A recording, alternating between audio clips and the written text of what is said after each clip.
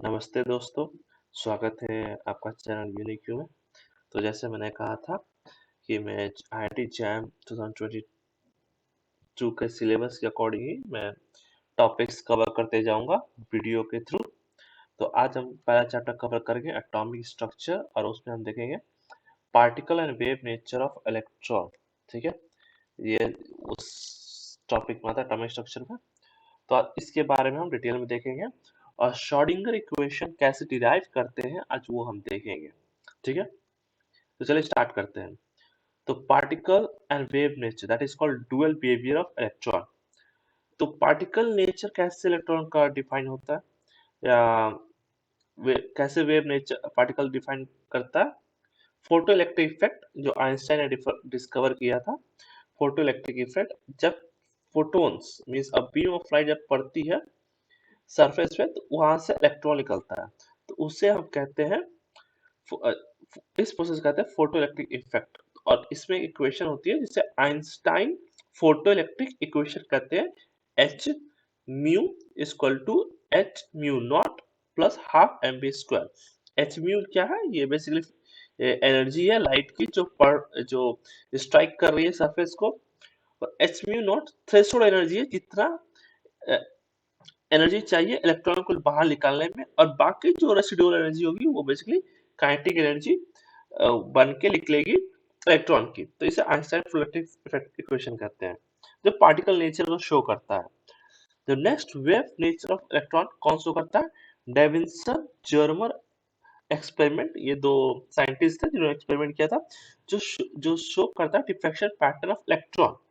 ठीक है, और डिफ्रैक्शन कौन शो करता है, वेव शो करता है। तो जब इलेक्ट्रॉन ये एक्सपेरिमेंट किया गया इलेक्ट्रॉन के साथ तो उसने शो किया। ठीक है, और ये प्रूव किया डी ब्रॉगली हाइपोथेसिस को।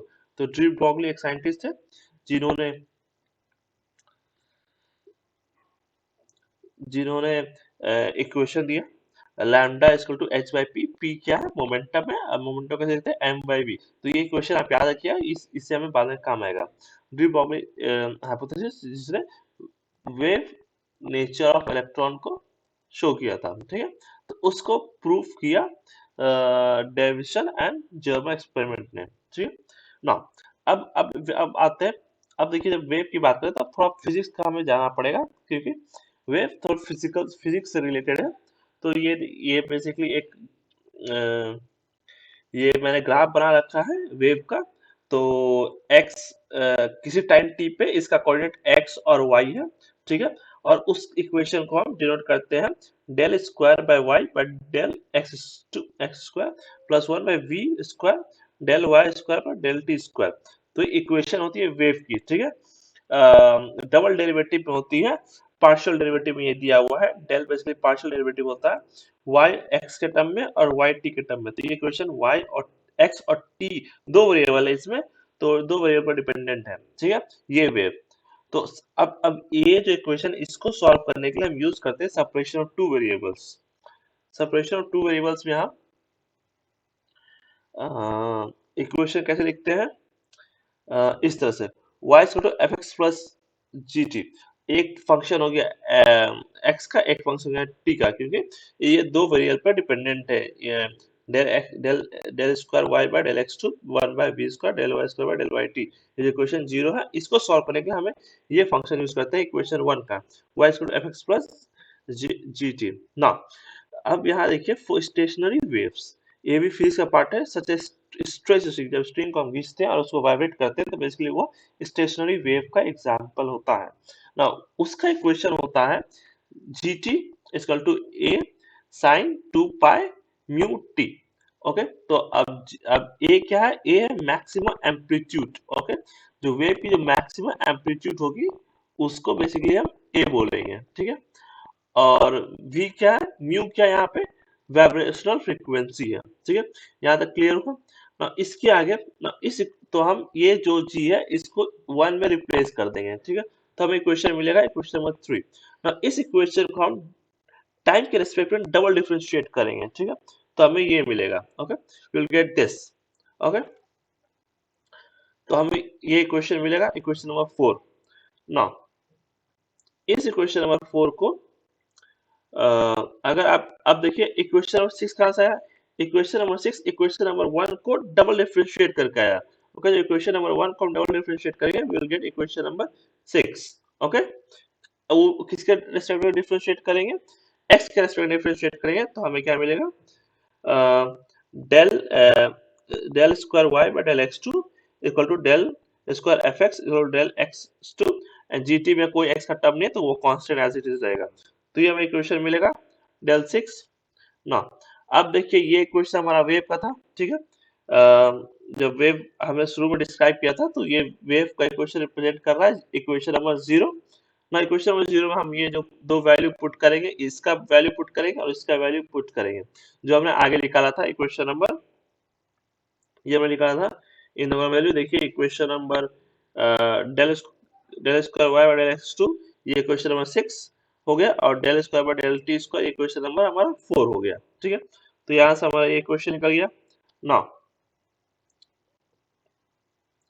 जब ये वैल्यू पुट किया तो उसमें हमारा जी टी टर्म कैंसिल हो गया, जी टी कैंसिल, ठीक है।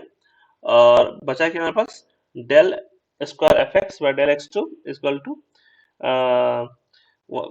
Minus 4 pi square mu square by we square equal to F X. अब हम जानते हैं velocity equal to mu into lambda, ठीक है। ये तो सिंपल से इक्वेशन है फ्रीज का। तो लैम्डा क्या आ गया, v बाय फ्रीक्वेंसी। ओके, अब ये देखिए यहाँ म्यू म्यू है, म्यू स्क्वायर है, वी स्क्वायर, तो यानी क्या हो गया v, तो ये लैम्डा स्क्वायर हो गया, ठीक है। तो सिंस यहाँ लैम्डा स्क्वायर है, यहाँ लैम्डा स्क्वायर आ गया, ठीक है। तो लैम्डा प्लेस करेंगे, लैम्डा प्लेस करेंगे तो बेसिकली हमारा क्या इक्वेशन आया, हमारा इक्वेशन आया del f x by del x two del square equal to minus 4 pi square lambda square F x ना। ये हमारा सॉल्व करके पूरा इक्वेशन आया वेव का, ठीक है। अब ना इस एफ एक्स को हम रिप्लेस कर देते हैं साई का, मतलब ये जो फंक्शन एक्स है बेसिकली हम इसे रिप्लेस करते हैं वेव फंक्शन जिसको हम बोलते हैं साई, ठीक है। क्योंकि इलेक्ट्रॉन क्या है, वेव है। तो सिमिलरली हम कंसीडर करते हैं कि इलेक्ट्रॉन वेव है और इलेक्ट्रॉन की जो एम्पलीट्यूड होती है वो शो करती है, जो रिप्रेजेंट करती है उसकी वो साइज में है, उसको बोलते हैं वेव फंक्शन। तो हमने क्या किया, एफ एस की जगह साई रिप्लेस कर दिया, del square del del square psi by del x two equal to minus 4 pi square lambda square psi, और लैम्डा स्क्वायर क्या गया, वेवलेंथ ऑफ द इलेक्ट्रॉन हो गया ना। ये जो है ये 1 डिग्री में है, ठीक है। अब 1 डी मीन्स 1 डी में है, तो 1 डी में है यानी अब एक्स का टर्म है 1 डी। अब 3 डी में करेंगे तो वाई और जेड भी आ जाएगा, 2 डी में तो एक्स और वाई आएगा, तो 3 डी में करेंगे तो x square x two y two z two, तो ये तीन टर्म आ गए 3 डी में। और ये हमारा जो जो एज इट इज था 4 पाई स्क्वायर लैम्डा स्क्वायर वो एज इट जाएगा 7। तो ये इक्वेशन हमारा 7 आ गया। अब इसके बाद अब आपको याद होगा डी ब्रॉगली इक्वेशन। तो डी ब्रॉगली इक्वेशन में हमने क्या किया था, देखा था डी ब्रॉगली ने इक्वेशन दिया था lambda equal to h by m v ना। अब इस लैम्डा को हम रिप्लेस कर देंगे एच बाय एम वी से, तो उसको रिप्लेस करने के बाद हमारा ये इक्वेशन है equation number 8, h square by m v ऊपर चला गया, तो ये हमारा इक्वेशन है 8। अब हम जानते हैं टोटल एनर्जी क्या होती है, kinetic energy plus potential energy. तो हमने मान लिया कि half m v square electron की एनर्जी काइनेटिक एनर्जी है वेलोसिटी v, और उसकी जो पोटेंशियल है कैपिटल V है। ओके, जो पोटेंशियल है उस इलेक्ट्रॉन की कितनी है, V है। अब इसको थोड़ा सा अरेंजमेंट करेंगे तो क्या करेंगे, इस V को इधर ले जाएगा तो E माइनस वी हो जाएगा, और 2 मल्टीप्लाई करेंगे 2 E minus v equal to m v square, ठीक है। ये हमारे पास आएगा, एक मिनट इसको थोड़ा, तो हमारे पास ये आया इक्वेशन, हाँ एम वी स्क्वायर पुट किया हमने इक्वेशन में, ठीक है। तो तो ये हमारा पुट कर दिया m v square 2 m e v, और वहां से एक m निकाल लिया क्योंकि वहां पे m square equal to v square था, तो वहां से हमने एम वी स्क्वायर निकाला, तो एम वी स्क्वायर का 2 e v हमने यहाँ पुट कर दिया, ठीक है। जब इक्वेशन है ना, इस इक्वेशन अरेंज करते हैं, ठीक है। इस प्लस इस पूरे टर्म को इधर ले आते हैं तो ये हो जाता है del square psi by del x two plus del square psi is equal to del y two plus del square psi is equal to del z2 plus 8 pi square m e माइनस b h square psi is equal to 0। तो ये equation है, इस equation को क्या बोलते हैं? Schrodinger equation बोलते हैं, श्रोडिंगर वेव इक्वेशन, यही है श्रोडिंगर वेव इक्वेशन। ठीक है, तो हमने कैसे देखा कैसे डिफाइन किया, तो एक बार देख लेंगे। तो चलिए देखते हैं कैसे किया हमने ये, एक बार समरी देख लेते हैं कैसे किया हमने। तो सबसे पहले हमने वेव का इक्वेशन लिखा, ठीक है, जो वेव का इक्वेशन होता है, ठीक है, इक्वेशन नंबर 0।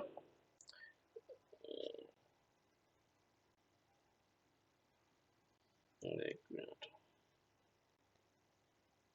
ठीक है, हमने वेव का इक्वेशन लिखा, इक्वेशन नंबर 0 वेव इक्वेशन होता है, v velocity of the wave है ना। इस यहाँ टू वेरिएबल है x और t, तो उसको डिफरेंशिएट, उसको सेपरेट करने के लिए हमें यूज करना पड़ेगा, सॉल्व करने के लिए y equal f plus t, equation number 1।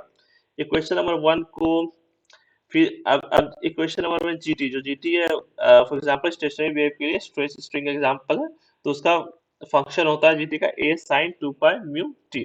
तो इस जीटी को हम पुट कर देंगे 1 में, तब हमें इक्वेशन मिलेगा इक्वेशन नंबर 3।